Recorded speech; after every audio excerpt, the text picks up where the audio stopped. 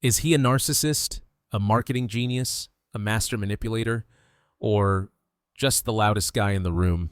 Whatever you think of Donald Trump, one thing's for sure. The man knows how to control a crowd. He hijacks headlines, lives rent-free in millions of minds, turns scandals into sound bites, and rallies into rituals. But here's the question. Is it pure ego or psychological precision? Because behind the red ties and rants, there's a deeper game happening. One built on dark psychology, crowd manipulation, and media mastery. And today we're breaking it all down. Stick around till the end for 5 dark psychology tricks Trump uses on repeat. And trick number 3, it's straight out of a cult leader's playbook. Let's step inside the mind and figure out, is he delusional or does he just know exactly what he's doing?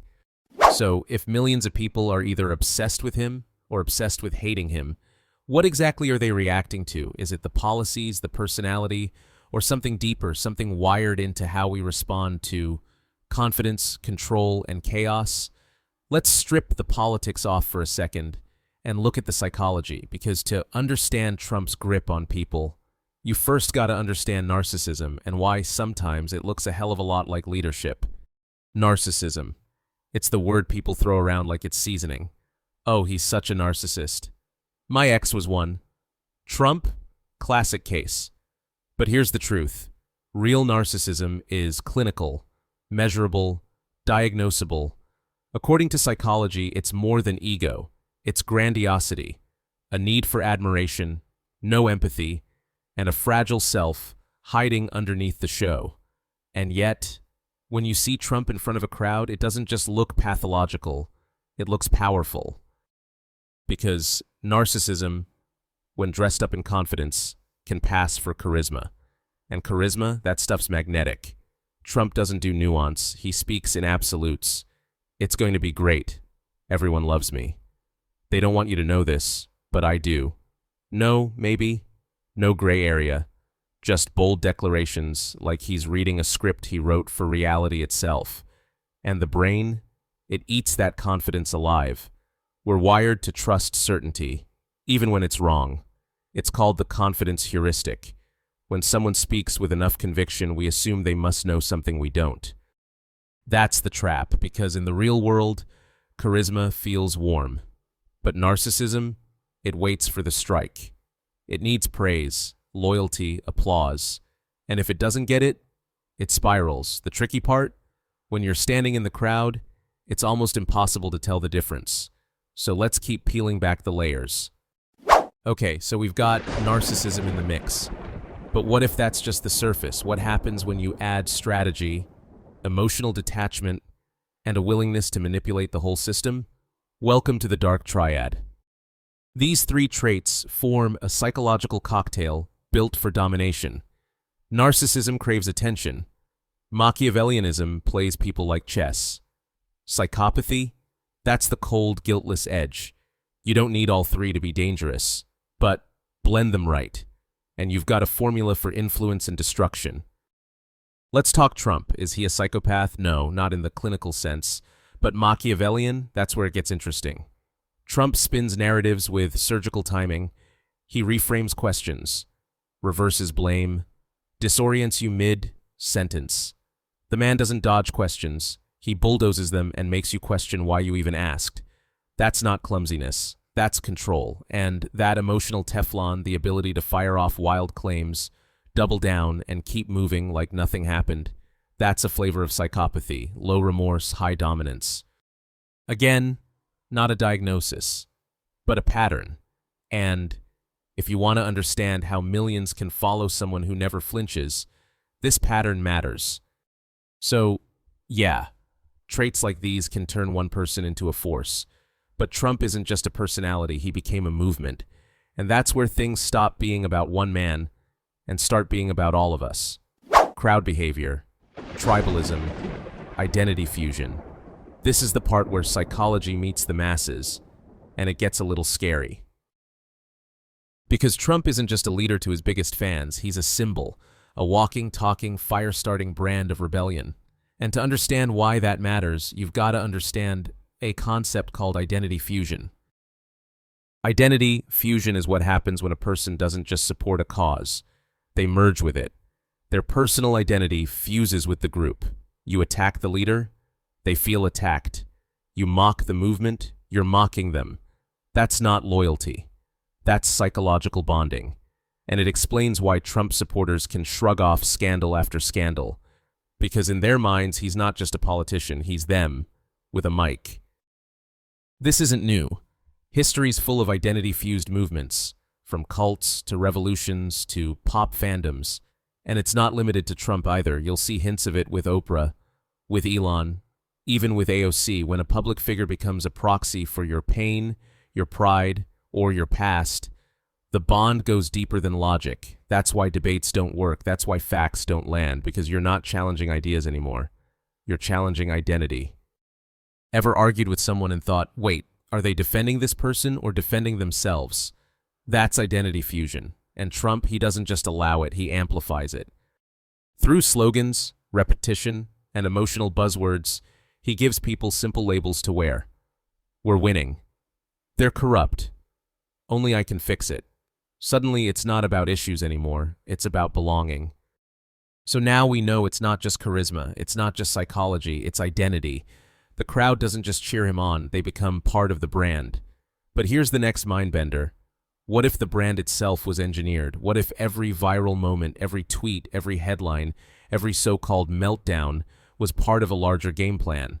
Because if Trump is anything, he's a master of one thing above all else: owning the narrative. Welcome to How Trump Hacks Attention, Emotion, and Language Like a Psychological Magician. Most politicians chase the news. Trump, he becomes the news. He doesn't just insert himself into headlines. He writes them with his mouth. And whether people love it, hate it, or scream into their phones about it, they're sharing it.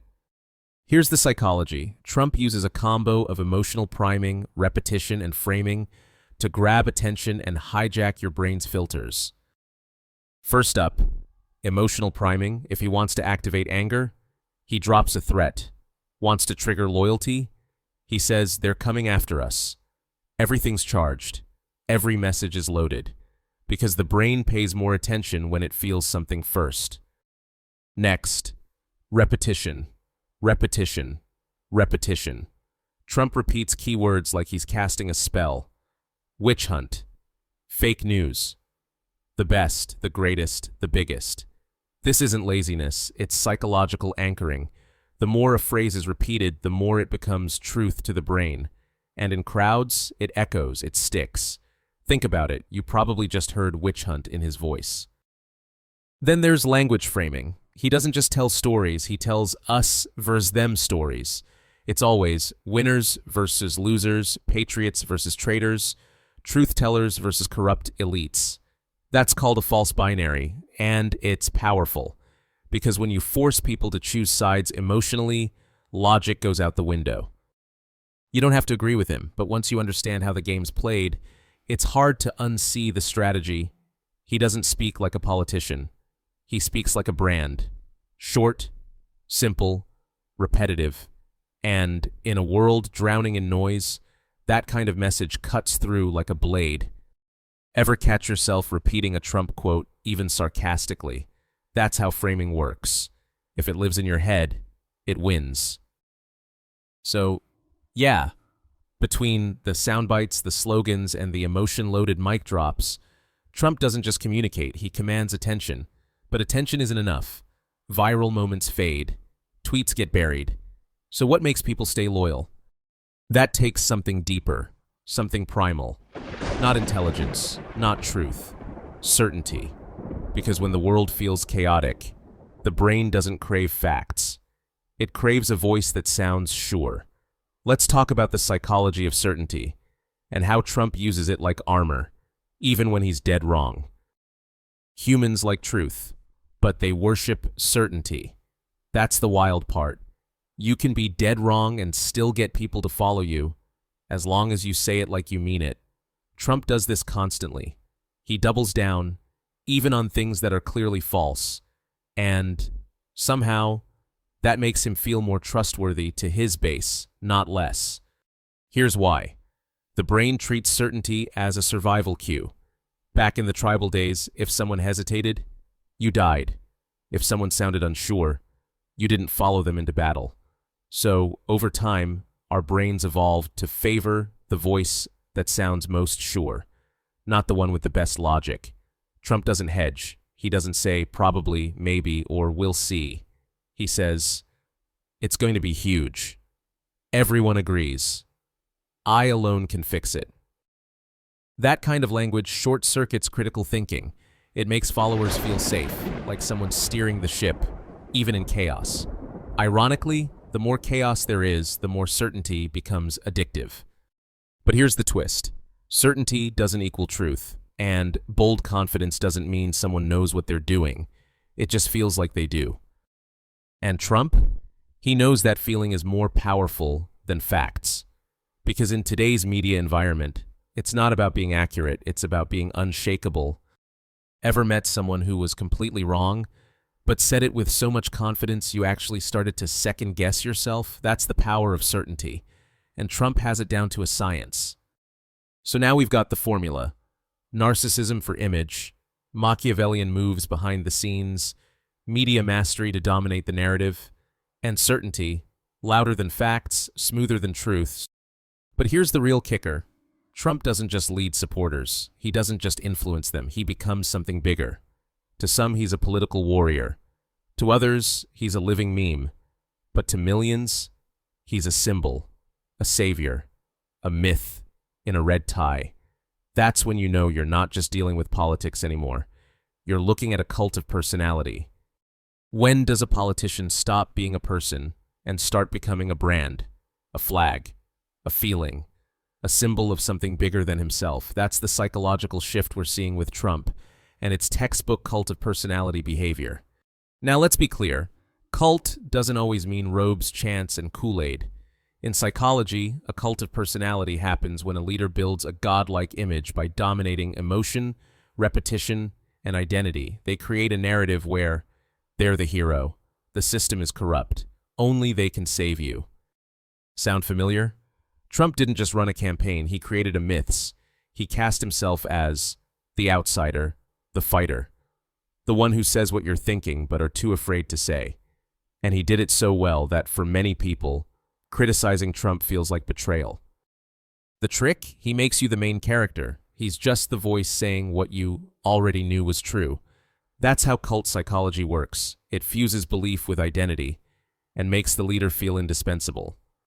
Ever noticed how Trump never grooms a successor, never talks about who's next? That's not oversight, that's design. In cult-style leadership, the leader is the movement.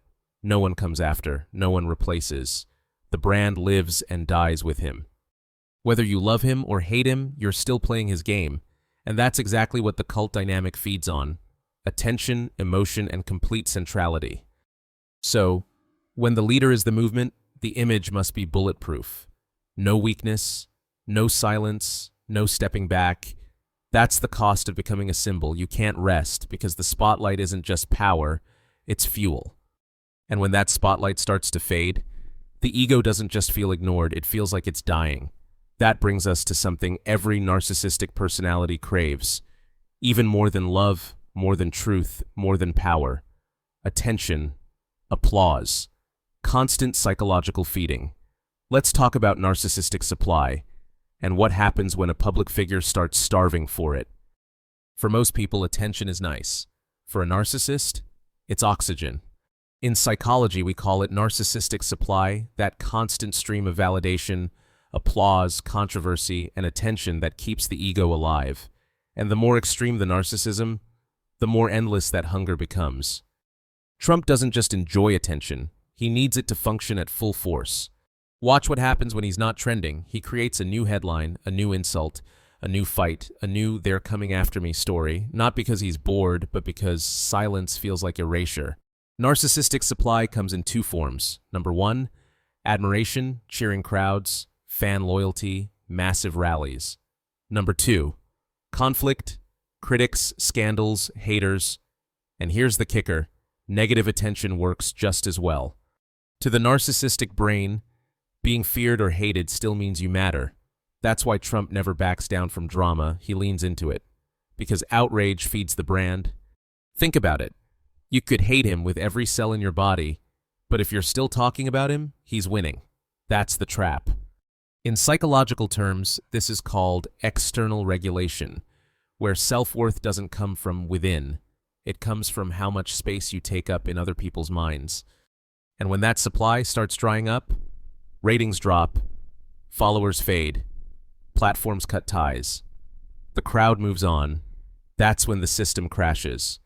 Because for someone operating on pure identity fuel, irrelevance feels like ego death. So, whether you love him or hate him, remember, if you're watching, reacting, rage tweeting, you're still part of the supply chain. So, now that we've seen the full psychological profile, the charisma, the chaos, the crowd control, what does it all say about us? Why do bold, controversial, loud personalities hypnotize entire nations? Why are we drawn to them, even when they trigger us? You've seen it now, the playbook, the patterns, the psychological levers, pulled in real time. But here's the twist. This video wasn't just about Donald Trump, it's about why we fall for people like him.